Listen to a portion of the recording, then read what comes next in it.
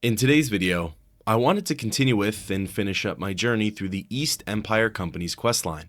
Last time, I resumed my work with Falco Galenis and the colony of Ravenrock. I helped to catch a local thief, put a stop to some bar brawls, discovered the rare material of Stalrim, and delivered a report to Carnius. Following that, I helped to raise the forest, hired some guards, protected Falco from assassins, defeated Ravenrock's attackers, and even slew the Factor. The final part of the questline was to build my own personal estate. Now it's time to see what the missions look like while aiding Carnius Magius. This is where the story continues.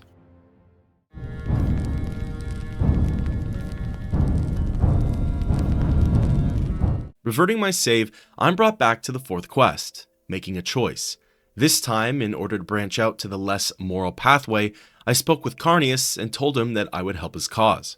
Right away, he told me he has an assignment for me. This obviously leads into the first shared quest, setting up shop. As mentioned before, I won't be going that in depth on the quests that are pretty much the same, as we already know the story. For this one, Carnius wants me to pick between a smith or a trader. Since I picked the trader with Falco, I was pretty intent on selecting the smith for Magius. Ensuring that I got everyone this time, I tried asking around in the mines, but no one there had the prompt as a dialogue option. So, making it simple, I recalled to the fort and locked in on the smith. Waiting a couple of days, I returned to the factor and he gave me my next set of orders. This is his side of the quest for supply route problems. However, it runs the exact same way as it did with Falco. Magius sends me out to the colony to speak with the second in command. Galenis tells me about Barrow Ignatius and how he wants more pay. Chatting with Barrow, he says that he's not moving until he gets more gold. He mentions his friend, Elberoth, and how the Bosmer would teach me a lesson if he were here. Reporting to Falco, he then asks me to speak with Apronia, and she hands me Elberoth's saber. Flashing it in front of the captain, he gets scared, agrees to do the job, and I'm free to report back to Carnius. However, first I wanted to check out the smith. It's built similarly to the traders, except this time, the NPC is a proprietor named Sabrina Vitellia. She offers repair services and sells enchanted pieces like the Saint's Shield and the Blessed Shield. Back to the story, I recalled to the fort and relayed the news to Magius. Worth mentioning is that even though the player is working with him, he's still grumpy, arrogant, and shifts the blame onto others. As a reward though, he gives me 1,000 gold and 10 potions of cure disease.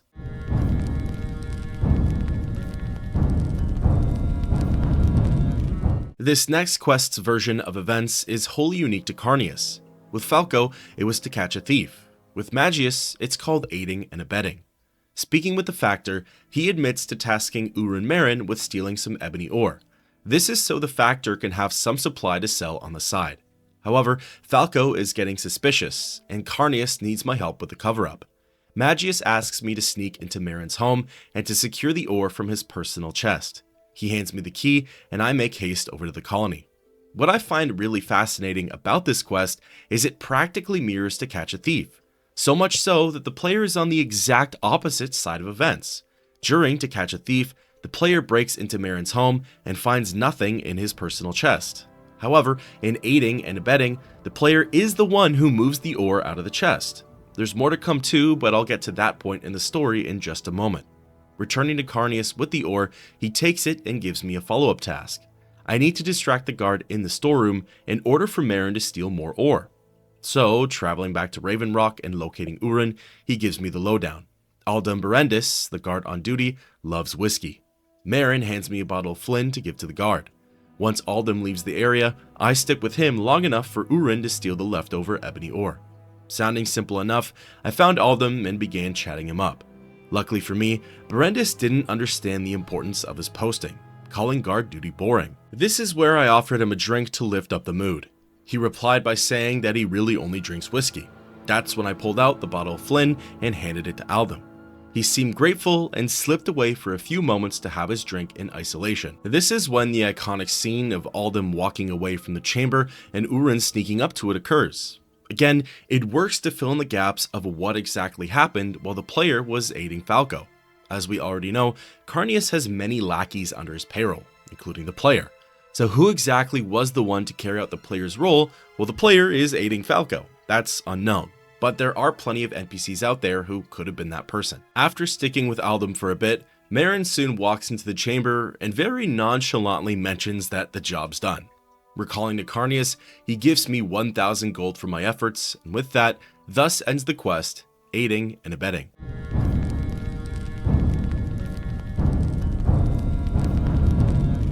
Waiting for 3 days, I return to Magius for my next assignment. This is where the quest, Bar Brawl, takes place. Carnius wants me to deal with Seller Favelnum out at Raven Rock's bar. The difference between Falco and Magius, though, is that the latter doesn't care how the problem's dealt with. Heading over to the colony and approaching the bar, Drolora stops me outside and pleads for me not to take action against Seller. This time, though, her words fall on deaf ears. Heading on in, Seller walks over and challenges me to a fight. Instead of letting him get all of his energy out, I pull out my blade and start swinging for the fences. A couple of hits with the Daedric Daikatana, and the old man got exactly what he wished for. Drolora refused to speak with me after the fact, and I was free to return to Carnius. He liked the way I handled things, saying it would send a message to the rest of the miners. My reward for this one is 2,000 gold. As for my next assignment, it turns out that killing Graring prematurely has its perks. The quest, Discovery in the Mine, essentially gets fast-tracked. Magius tells me how the miners discovered Stalrim. While he's been pretending not to know what it is, he confesses that Stalrim is the only reason he became the factor of the Raven Rock colony. He knows its worth as it's far more valuable than the ebony ore in the mines. Conveniently, with Graring dead, Magius says that there's no one to stop me from taking it. One of Carnius' associates recovered an ancient Nord pickaxe from Graring's body, and with it, I can freely collect Stalrim. It's pretty interesting that both the Factor and the second in command don't actually want to be on Sulzheim. The former is here for his own personal motives, while the latter is only working to counteract Magius' decisions. Fetching the Stalrim is as easy as it was before. Enter the mine, interact with the ice, grab a sample, and bring it back to Magius. Interestingly, Carnius says that with the Stalrim, he can have it crafted into weapons and armor. While this is true, it takes 2 samples of the material to make 1 item, while Graring's crew can do an even 1-for-1. As a reward to close out the quest, Carnius gives me 3,000 gold.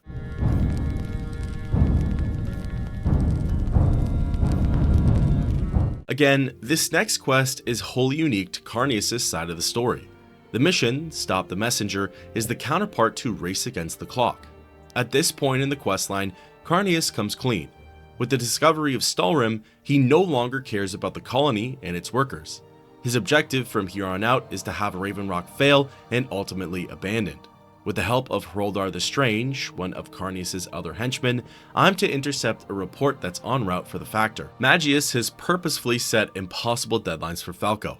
However, this report is very likely to make it in, so the idea is that we make the messenger's death look like an accident, so as to not raise any suspicion.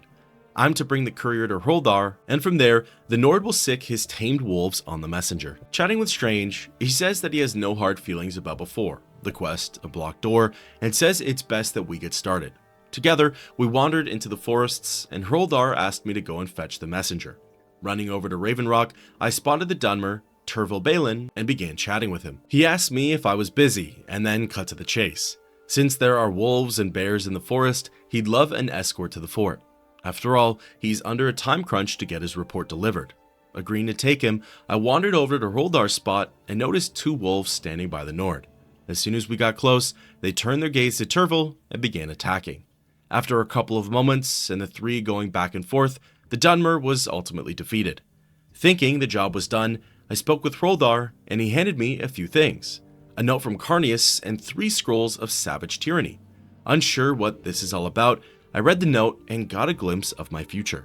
Since Hroldar was no longer needed, Magius wanted me to tie up loose ends and have the Nord killed. Using the scrolls, I was to command the wolves and have them attack Hroldar. Doing so, I noticed that it would have just been faster to carry out the deed myself with my own weapons. Plus, there weren't any limitations placed on this mark. 1 strike with my blade and it was over for Mr. Strange. Returning to Carnius, he further elaborates that Hroldar's usefulness had come to an end. He hopes that I too don't become a liability. As a reward, he gives me 1,000 gold, and with that, thus ends the quest, Stop the Messenger.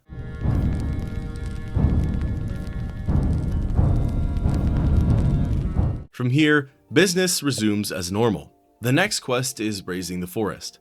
Carnius asks me to go deal with the Spriggans and then to have a chat with Uno Lauren. Again, the fight is pretty much like taking on 12 enemies. It's not challenging per se, but certainly time consuming. From there, Uno asks me to find the source of the grove's strength. Locating the roots and the water, I bring Lauren down to the mines and he tasks me with finding 5 bitter green petals. Casting Almcivi Intervention, I found Zanmulk at the Nissus Temple, bought them for cheap, and brought them back to Raven Rock. Uno tells me that there's not much more that could be done, and I return to the factor to give him the update. With everything now settled, he rewards me with 1,000 gold. The next assignment is that of hiring guards. This one is as simple as it gets, assuming you've done it before. Approaching Garnus Uvelen, Aether Flatus, and Gradian Corellius, they all agree to become guards, and for the exact same reasons as before. Reporting it to Carnius goes the exact same way as it did with Falco. The men need time to be outfitted and trained. The reward for this one is also 1,000 gold.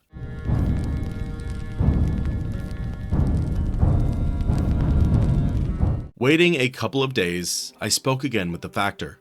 This time, the quest is the counterpart to Falco's Protect Falco. The assassin will have the player actually carrying out the act of killing the second in command. Galenus' death will prove to the investors that the Raven Rock venture is simply too dangerous. The plan is as you might remember. NPCs will dress up like natives of Solstheim and make attempts on Falco's life. Once the guards are distracted and leave the area, I'm to be the one who delivers the killing blow. Left for me in one of the colony's towers is a bow, a poisoned arrow, and a scroll that'll ensure my arrow hits its mark. Baslod, one of Carnius' other henchmen, will wait for my signal before initiating the attack. Sounding simple enough, I left for the colony, located the nearby mining tower, found the equipment, and got myself sorted. Fun fact, this is the first time I've ever used a bow in Morrowind, and it did not disappoint. Taking out my weapon, Baslod rolled into the colony and pulled away the guards. From here, it was showtime. I readied the arrow and let it fly at Falco. Definitely not a very subtle assassination. Regardless, with Falco dead, my job here was done. Returning to the fort, I reported my success to Carnius. He's confident at this point that the investors will pull out, and it's only a matter of time before everyone's packing their bags. As a reward, he gives me an ice shield, the very same one that Falco gave me for his version of this quest, as well as 4,000 gold. With that, thus ends the quest, The Assassin.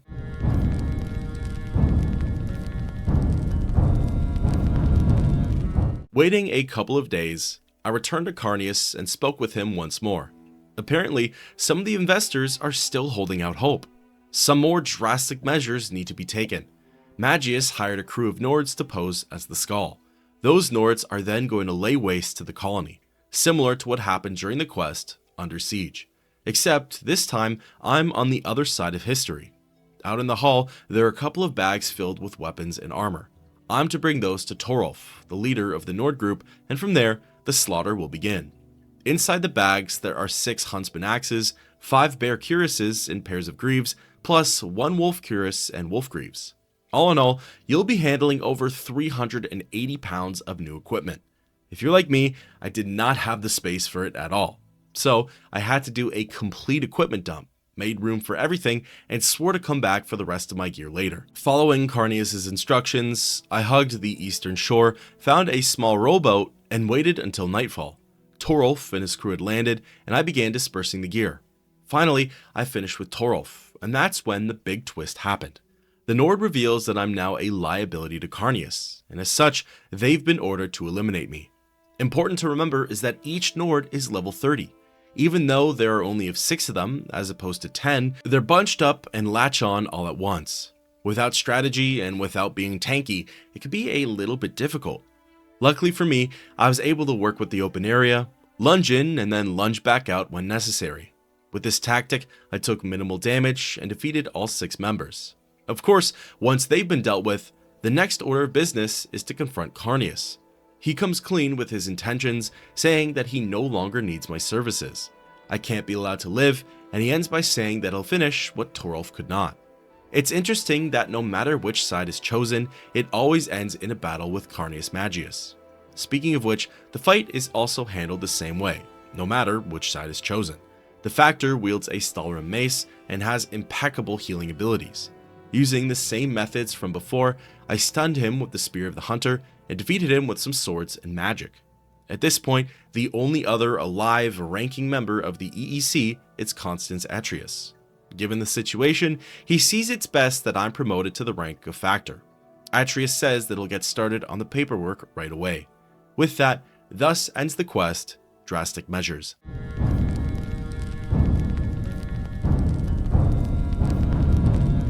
At this point, the questline from Carnius' perspective is pretty much over.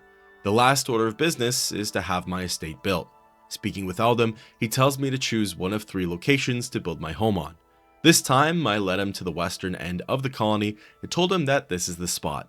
Coming back after a couple of days, the manor's built. It's the exact same building, just in a different location. It's got storage, a dining area, containers, personal quarters, and multiple levels. That wraps up the final quest, the Factor's estate, as well as the entirety of the East Empire Company's questline. Now, let's talk a little bit about the storyline. I thoroughly enjoyed my time going through the questline in Morrowind's Blood Moon expansion. It's neat to see a series of side quests that are this expansive and lengthy in an expansion pack. Usually you see some simpler missions and tasks, but the EEC story was almost as long as Blood Moon's main questline. I'm going to echo the opinion of a comment that I saw, because I'm in the exact same boat. I really like how settlement building was handled in Morrowind compared to Bethesda's future games. I prefer to work behind the scenes, handling the nitty-gritty details and dealing with the dirty work. Then, coming back after a couple of days, the workers have made progress in further building up the colony. It felt like Raven Rock was able to thrive without my help, but the little things I contributed certainly went a long way for the workers. As pointed out in the beginning of the series, most of the EEC's missions were either fetch quests or courier missions, but you know what? I really didn't mind it. So many of the quests in these games involve dungeon crawls and slashing through waves of enemies. There's nothing wrong with that, but I like the more subtle approach that this questline had. You have a say in the trader versus smith debate. You help to hire guards. You're delivering reports. You deal with a blockade in the colony's shipping, and you help to resolve some bar brawls. These are all fairly logistical and basic tasks. Nothing here screams Chosen One, Nerevarine, Divine Hero. It more so says, cog in the machine, just trying to do your part in building the colony. Of course, the cherry on top is the fact that there are 2 different pathways for the questline, choosing to help Carnius or choosing to help Falco, the branch that's morally righteous or the one that's wicked and unjust. I'm glad that I played through the pathways in the order that I did. You get to see the colony thrive through Falco, and you witness the power of good come out on top. Then, by running through Carnius' side of things, you learn about his motives, why he took the job in the first place, and you get to see why certain events played out the way that they did. In the end, Carnius still tries to kill the player, but it doesn't really come out as much of a surprise. One thing I appreciate about his character is that he always makes his intentions known. If you are no longer useful to him, he will have you removed. We get to see the reality of this when he had the player take out Hroldar the Strange. Surprisingly though, Urin Marin, the thief who dies during Falco's string of events, lives during Carnius's, so I found that pretty interesting. I thought for sure I was going to have to take Marin out once the ore was received, but apparently not. In the end, I'd have to say that I had more fun going through Carnius's side, but if I could play through the questline only once, I'd do it while aiding Falco. The colony ends up a better place. Your EEC stock certificate is worth a heck of a lot more gold, Galenus is a better NPC to have around, and it left me feeling more accomplished and less empty. I honestly don't think there's much that I did not like or would critique about the EEC's questline. Although, I wouldn't necessarily call it the perfect story by any stretch. It had its slow points, and there were certain quests I just wanted to skip past. For example, raising the forest wasn't that interesting to me, nor did it have a grand outcome. There weren't any consequences or ultimatums to destroying the grove as well as the Spriggans. Bar Brawl was kind of random. I guess it was meant to display their growing population and the problems that come with it, but talking Cellar out of his slump goes from impossible to incredibly easy at the snap of a finger. I have to say, for Discovery in the Mine, I really didn't grasp its importance while aiding Falco. It just sort of seemed like a glorified collectible. However, when Carnius reveals that it was the only thing he cared about on Solstheim and his sole reason for being here, its true importance began to make sense. Other than those, the rest of the quests were concise and pretty enjoyable. I appreciate you all coming on this journey with me, and I'd love to hear your thoughts on the East Empire Company's questline down below. Which side of the story did you enjoy more, Falco's or Carnius's? Until next time, keep on adventuring.